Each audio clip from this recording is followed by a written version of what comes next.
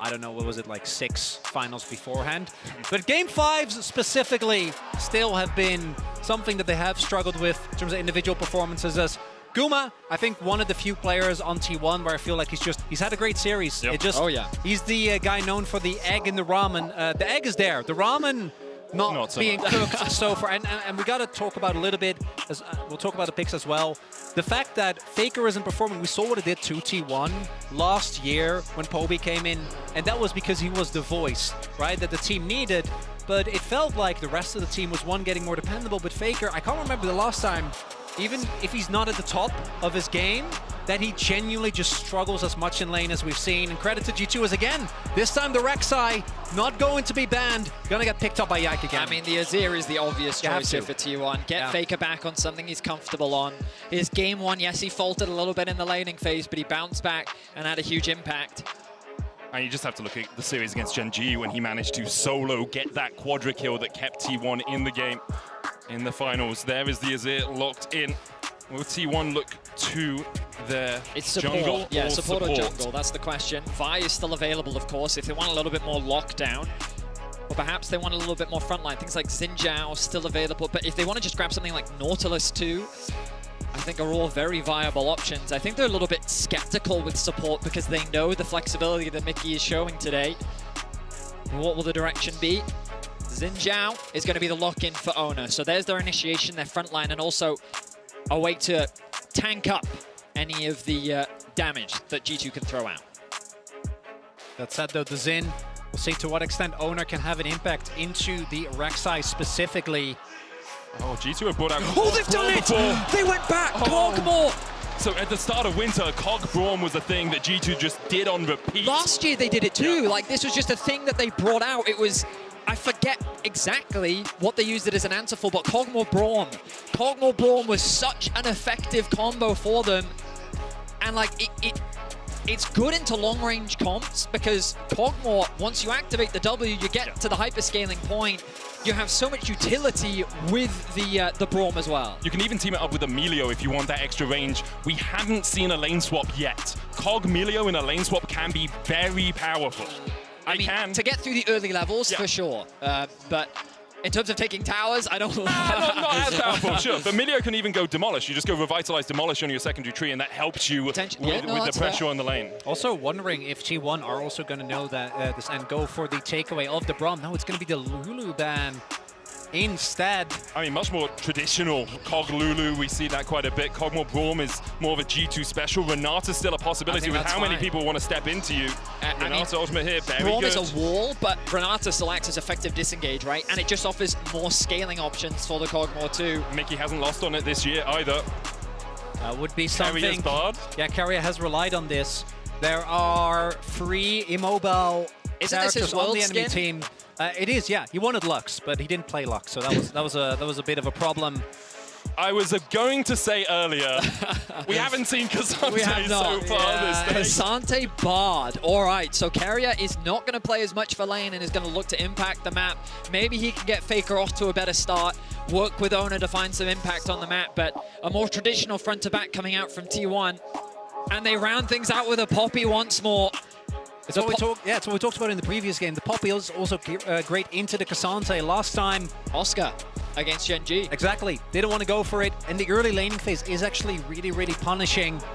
Does mean that, again, I feel like we really expected there to be more lane swaps in this series. Yeah, I did expect also because G2 talked about them all the time. Like, hey guys, we like lane They swaps. literally only did lane swaps in the playoffs. Come into MSI, everyone's doing lane swaps, and then G2's like, no, we're over that. That's subverting expectations. It's what G2 do so well with Vedius. I mean, maybe extrapolating that a little it's one of the things where, like, the truth is, coming into this series, we had no idea what G2 was going to look like. They were one of the first teams to get to China. They immediately went into scrimming.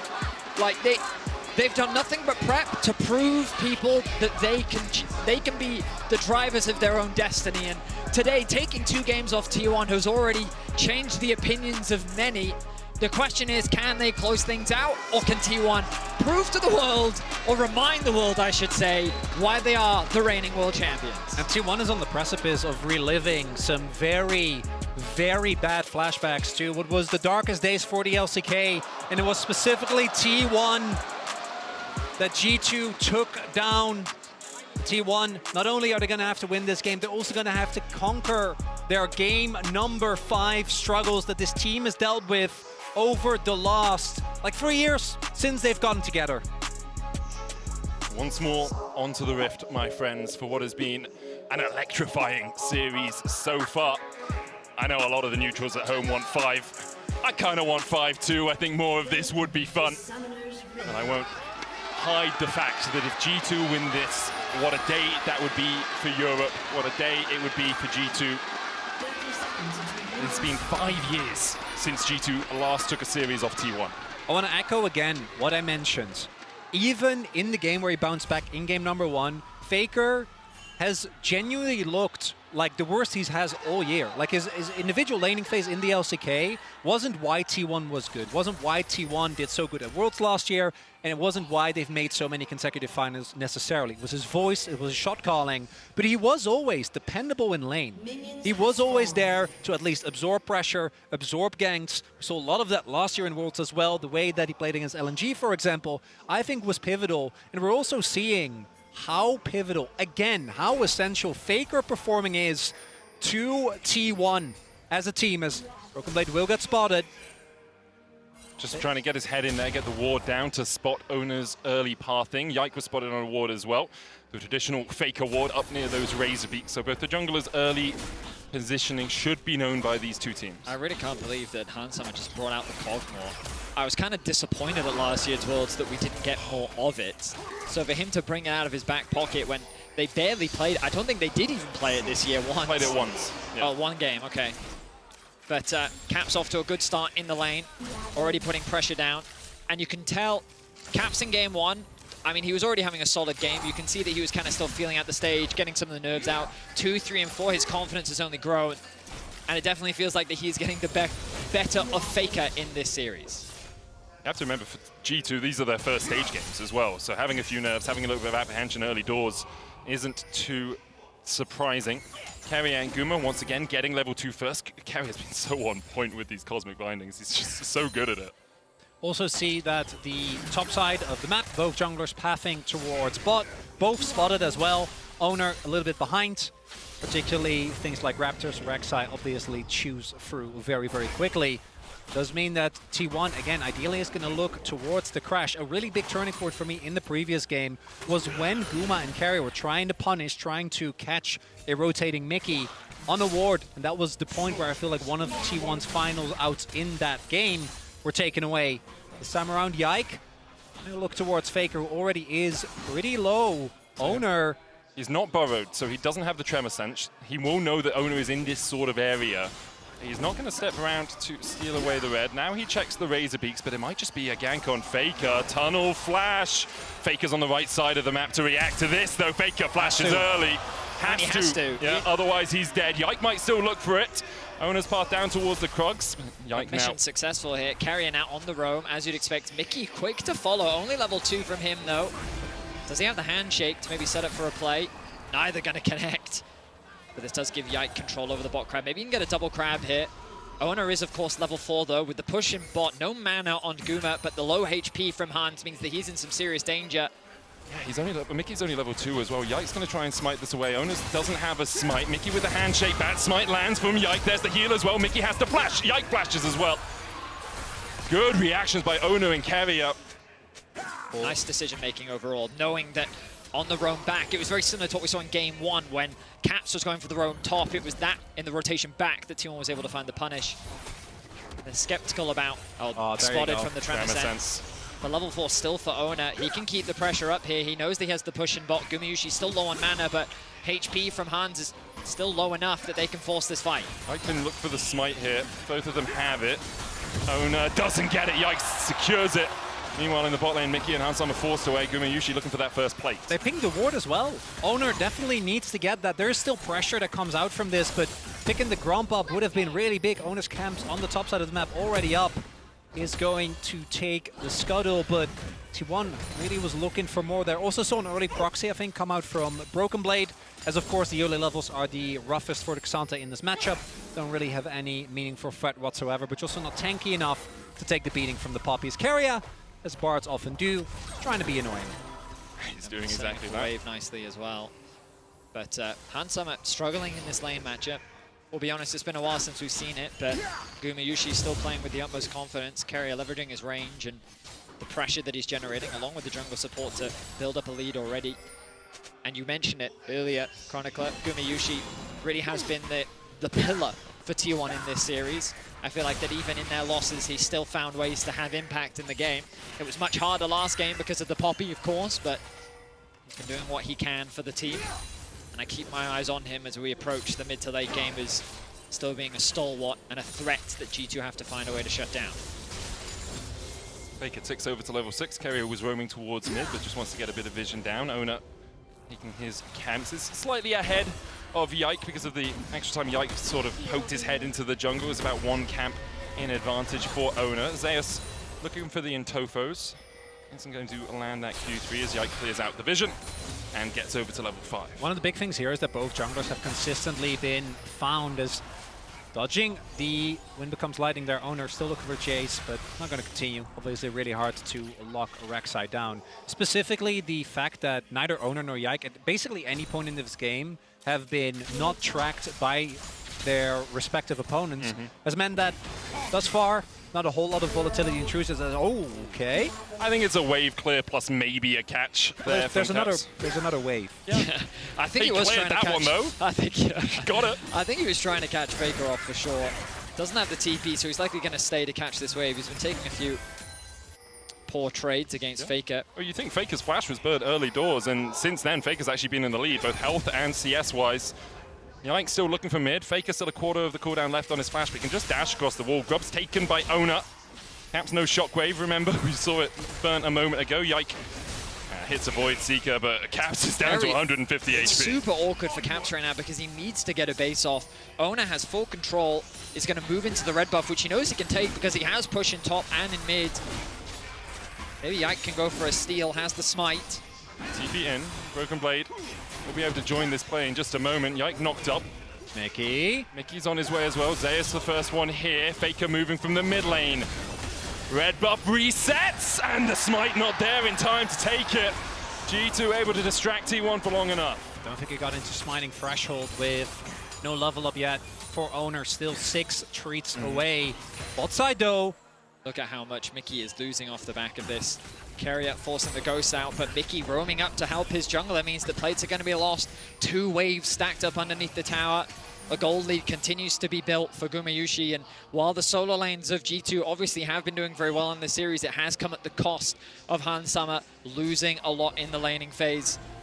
Keria provides the exit way for Gumayusi to get away to safety, as Hansama can now return to lane to collect the scraps of what is left of the wave. Look at it, 26 CS down now. There's basically 4 waves for Gumayusi over Hansama. Hansama will be able to pick up 1, but overall, T1 in a very strong position here. 600 gold lead for Guma. And a lot of this is going to come down to, for me, what can Broken Blade do and what can Mickey do? Because in isolation, Hans, Caps are going to have a really hard time trying to actually play team fights against Bard, against Azir who can scoop them up, and against the Ksante. So the Renata in particular is so insanely strong against compositions that are going to try and aggressively get onto your backline. And T1 doesn't have a whole lot of range. You're really looking at, you know, some poke from Guma. We already talked about that. It's more about the setup and the follow-up damage that the Lethality Varus provides. Not in of itself enough to really keep teams on the back foot, unless T1 is able to continuously build this bot lead. And it's, again, the stabilization of mid lane, which has made this game look completely different, because Faker isn't playing from a deficit. Guma and Keria actually get to exert their pressure in the 2v2, which is where, I think, consistently in this series, Poppy game notwithstanding, they've been able to excel. I mean, Faker's looking much more comfortable now. All these tunnels. I love Rek'Sai. Keria, level 6. Mickey very far behind in terms of XP. All the early objectives are going T1 to 8.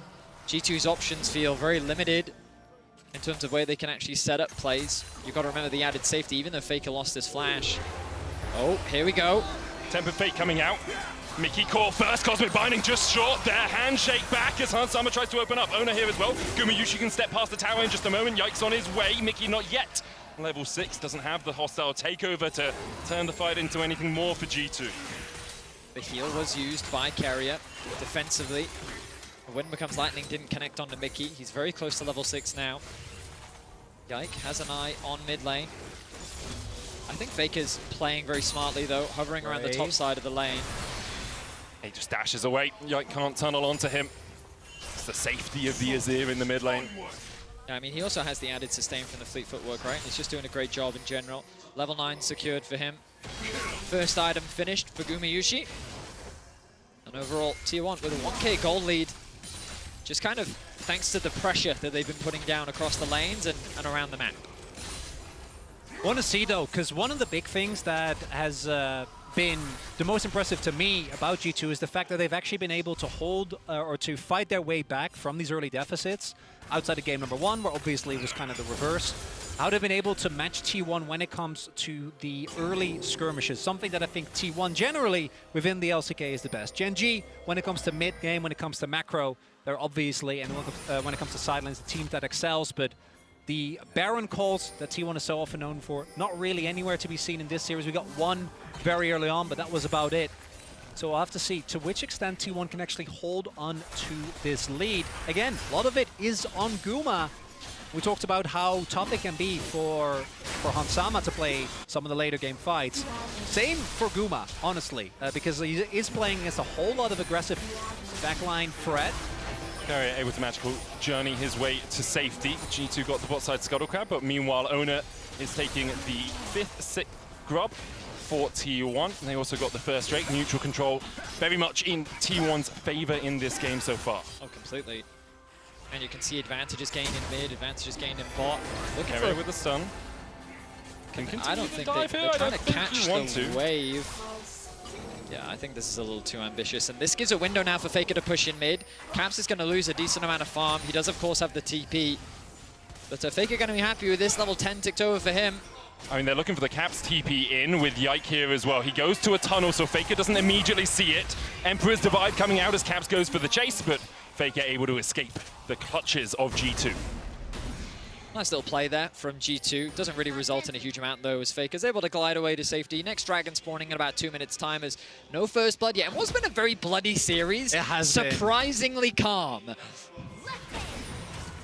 Caps wanted to get to the lane anyway. Doesn't really matter whether he goes to his turret or the tunnel.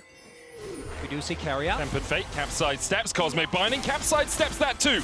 Magical journey in by Keria. It feels like one of those, I missed everything, you have a go, Oner. And Oner decides against Oner's going like, forward. I'm good. Let me Summer, though, down to half HP. Faker does have the flank position here. No Emperor's Divide, remember, as Oner goes in. Crescent Guard flash away from the Chain of Corruption. Immediately, Yike and Caps try to dive on a Faker, but Hansama's already fallen. Hostile takeover lands on 2 first blood. Goes over to T1. They find a second. The Cosmic Binding from Keria is just sublime. And now Caps knocked up, tries to flash, but there's no way he's getting away from Oner today. Or is he? As he continues to walk away, has to dodge, the Wind Becomes Lightning. Oner gonna tank the tower. Audacious charge is enough as Yike falls as well. It's 4-1 T1. And just like that, T1 blow the game open. A single fight is all it takes. 3,000 now, the gold lead. Hans gets trapped in the river. And without any hesitation, T1 collapse. Mickey also not able to find a whole lot of impact with that ultimate. So instead, it gets broken up into these little fights where, unfortunately, for G2, they're not able to take down any of the targets in time. The Bard providing a lot of added delay as well. And I understand that G2 want to look for this because there is no ultimate on Faker. Oner goes in super aggressively, and even with the Chains of Corruption not hitting, 2 members are trying to take down Faker, whereas Hans gets burst down immediately, and then Mickey, again, his ultimate not actually finding anything, ends up going down. And then that tunnel, I don't know if they get out otherwise, but definitely didn't hit the mark. Yeah, I mean, at this point, Yike also trying to do what he can against Gumayusi, but he's level 9. He's going to tick over to level 10 off the back of this as well. And now this Varus is incredibly fed. They don't have a Zac this time. They don't quite have that same dive buddy presence. which means the Gumayusi not going to be as scared as he was in game 2. That's also a Comet Varus. Yeah. It's not lethal tempo like on hit, you know, in the long fight. He doesn't even avail of blades. Opportunity knocking for Gumayusi. Oh yeah. The lethality already with that serrated Dirk as well. And now G2 very much in a hole. T1, this is kind of more of what we expected from them in this series. Getting out to an early lead, 4,000 gold their advantage. And the question for G2 is how on earth do you fight back from here? Because T1 are so good at suffocating you out of the game. And that's exactly it. Look at how they'll use their mid pressure now to unlock Keria to roam around the map. They have push in top lane. It's been a pretty neutral matchup, but Keria wants to try and change that. There's not much of a wave to play around, so it's going to remain a neutral matchup. The biggest problem that G2 have to deal with is how do they shut down Gumayusi? And even if they do, Faker's continuing to ramp up on this Azir. They have 2 huge threats. And I don't know if this Kog'Maw is going to be enough. We'll have to wait and see. Is this Zhao is going to be a problem? Another big thing in the previous game was that because Mickey was on the Fed Poppy, he could just walk in and provide very easy, very safe vision. And there wasn't really an opportunity for T1 to punish him any time. On the Renata, obviously not going to be the case. The Poppy's still in the game, but Broken Blade not only able to nearly have as much of an impact when it comes to setting up for these objectives, as he needs to match one of T1's solo laners in a side lane. We're looking at bounties on the board already here, and this slower pace, seemingly T1, at least for now, benefiting the most. And even though Faker did take a death there, I think we are seeing him, as you actually we talked about this a little bit coming into the day, Vedi, Faker's champion pool, and it's funny because it's Faker, and he's played, I forgot everything. I think it's like, it's like 79 or 80. After Aurelion Sol, he was at 82 champions. There you go. But Yeah. Wow. So obviously his champion pool is as wide as League goes, but hold up. Corruption hits. Hostile takeover is going to be popped. Gumayusi's going to be caught in the back of it. Broken Blade with a flank position. Yike with a double knocker, but Caps not quite here yet for G2. The Tempered Fate buys a second. Keria is going to be the first to fall as G2 continue the battle. Faker in with the Emperor's Divide, but Faker low. Zeus on that front line though can tank for days. Broken Blade can't quite land the stun into the wall, but the shockwave Pathmaker out. Zeus survives. Living Artillery just short. From G2, they find one, only Keria falls. Okay, so G2 actually win a fight there. The TP from Faker doesn't really result in much, and it opens up this mid tower.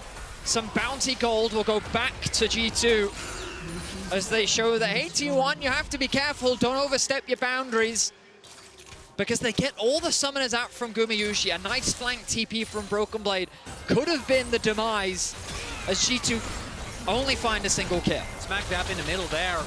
Faker doesn't join until realistically it's already too late. Nice knock up there again from Yike.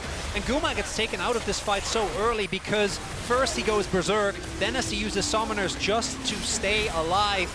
And then here, by the time Faker shows up, it's only really to try and get himself out. The fact that Zeus doesn't die is actually quite big. If Hansama ends up getting that kill as well, and maybe they can start getting him in a better position.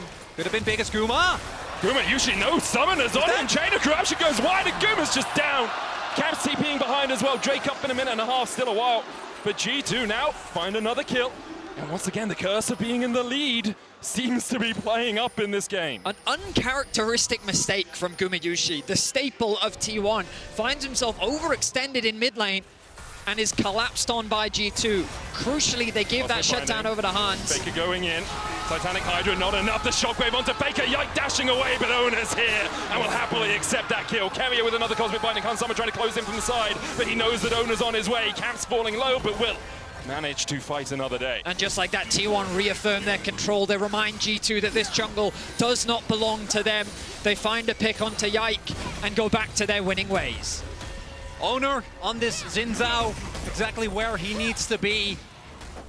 Has looked, I think, by far the best on this. One of the big things that I was wondering about coming into the tournament is what is Oner going to play, given that the champion he has looked the best on over like the last year and a half, the Rel, has been taken out of the jungle. Xin Zhao clearly has been one of his main champions that he is able to have this mid-game impact on. That said, though, 2 TPs were invested there from G2, both to great effect. The gold lead, though, still 4K in favor, and the Hex Stack Soul specifically is one that I don't think you can afford to give soul point to. Zeus alone here. Doesn't have the ghost, has the Pathmaker. Steadfast Presence locked him up for a second. Broken Blade chasing in, Void Rush, Caps collapsing, Oner's on his way, but can Zeus survive for long enough? The all-out might not be enough as Caps lands a shockwave on 2, and now Oner with a bounty on his head in the middle of 3 members of G2. Caps flashes out of vision, and Oner has to flash away, collapsing though T1 come in. Gumayusi there first, Yike dashes away from the chain of corruption. Oner falling low, but the piercing arrow from Gumayusi never misses its mark. T1 find another. Guma doesn't miss those arrows, and that's pivotal because otherwise this could have been a disaster. Oner not dying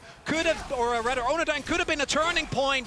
Zeus goes down. Now the question becomes, does T1 still get their way with this dragon? Setting up soul point here would be huge, and there was a lot invested to the top side by G2. Faker secures a tower in the bot lane and gets another 700 gold for himself. G2 just want to try and find a pick. T1 is setting up the map nicely with the push in mid and the push in bot, which means that Zeus losing his life here isn't the end of the world. But T1 say, we can actually fight this. The arrival of Oner thinks that, hey, I can turn this around. He commits as much as he can, but he almost loses his life. He's forced to flash away. The arrival of T1's bot lane is what turns the fight around. Look at this arrow from Gumayusi. Nicely done. We find him landing these arrows crucially in so many fights. He finds another, brings himself to 3-1 and 2. Without the bounty going over, still see this huge level. Last time, Yike on the Rek'Sai was a raid boss, unable to be taken down by anyone on T1. That's not the case here, and it looks like with Caps over the top side and not having a teleport available just yet, they are just going to give up the soul point. I understand for G2, but T1 going to be very happy about that. G2 in the hole right now. 2 items on Oner, 2 as well on Gumayusi. He's building up towards that Manamune. Faker a little bit behind, but still ahead in terms of gold. He's just got piecemeal, Seeker's Arm Guard and a Void Staff on its way. Crypt Bloom complete for Caps. We'll be trying to get towards that Rabadons, but right now, T1 in the ascendancy, looking to take us to 5 games again. Yeah, it's a throwaway, Harold. It's a charge. Yeah. Good enough. They get what they wanted. Damage is done. Look at the difference in mid lane as this time around. 1.1k for Faker, almost level 14. So much more confidence in his play. As right now, the entirety of Tier 1. I mean, the way they've built these leads has just been through superior laning and smart map moves. They've had full control over the early objectives, and it felt like G2 have just had no options. This Kog'Maw pick came out as an answer to Varus, and it just hasn't worked out. Perhaps if they can scale for long enough, there's a world in which G2 can turn these fights around, but right now, it is fully T1's game to lose, to bring us to Silver Scrapes, to bring us to a Game 5. Mickey's seen here. TP behind. Hansama has 2 items. Yike goes in. They look for Oner first. Crescent Guard pop by him. Broken Blade might go for Guma. Can knock him into the wall. Keria, though, is going to spot him. Steadfast Presence going down as the Sun Disc is used. Flash from Mickey with a hostile takeover, but it only lands onto the Azir. Yike trying to do what he can in the middle of the fight. His Oner's already down to half HP, but Yike and Mickey and G2 have to retreat because gold from Keria. The shockwave only lands on 1. It's Oner, not the target that G2 wanted. And Baker has had enough. He slides G2 into the waiting moors of his team as T1 look to take us to match points. Oh, this is the classic T1. You think you're fine? The geometry of that fight with the Bard, the TPs, but in the end, at the very least, they're going to get the inhib, but knowing them, I'm feeling it, they're going to try and bring us to back-to-back Silver Scrapes. There is something inevitable about Faker. There is something indomitable about T1. Mickey comes up alive, 8 seconds on Hansama. No minion wave here for T1, but they have the might to try and help out. The wave about 5 seconds away. Hansama will respawn in time. T1 take the gate out and have a little patience. They were so close to ending the game right there, but the Baron will have to do. All 5 members remain alive. And the fight was so disconnected. G2's Hansama was nowhere to be found. He couldn't land the damage. The shockwave was barely impactful. Caps? He completely whiffs the shockwave. Doesn't even send the ball over. Another to add to the list of Caps fails as T1 walks away with the Baron. Been a lot of ups and downs as this all starts off with Oner getting engaged on. It's so hard to actually take down a Zhao and do reliable damage. As Keria zones Broken Blade away, then Oner ends up going back in here, which keeps Caps away. And Hansama, as you pointed out, Vedi, nowhere near the fight. Faker has no threat onto him. He's just able to keep dishing damage out. There, the shockwave only connects onto Oner, and at this point, as Medic said, Faker had enough. Flashes in, connects the ult onto 2, creates a wall that G2 cannot escape from. And this Kog'Maw hasn't felt great. That flash didn't either. T1 is quintessential. It's about to bring us to another Silver Scrapes, and man, what a treat it's been. And what a turnaround, an absolute stomp from start to finish from T1, reminding the world why they are so feared. They're continuing the siege. Good damage from Guma. Forces G2 back as they chip away at this tower. There have been 9 5-game series in MSI history. We might get 2 in a row. In fact, I think it's pretty much certain now as T1 push in for the top lane inhibitor. G2 have half a Nexus tower to try and defend. Broken Blade, Steadfast Presence will stop Oner's engage. Gumayusi down to half HP. Zeus pulled back with a handshake, but he's tanky enough. G2 looking for any last vestige of hope, sending up prayers, looking for a miracle. Broken Blade finds one perhaps as Oner's locked up. He flashes the wall. All they're going to do is buy a little time here. But time is swiftly running out. Kronos himself is playing for T1, and Faker goes in again. Stopwatches the tempered fate from Keria. In fact, the Serema slide was not enough. The shockwave from G2 will do nothing as T1 assert their dominance on the series and take us to Silver Scrapes. 5 games, you wouldn't have it any other way. An international rivalry that hasn't delivered in a while, but is delivering today. Gumayusi said, no, I'm carrying this one. And off the back of his Varus, they bring us to game 5. T1, I think in this series, the first classic T1 game that any T1 fan will have seen countless times in the LCK. Dominance from start to finish, something they haven't really been able to find in this series up until this point.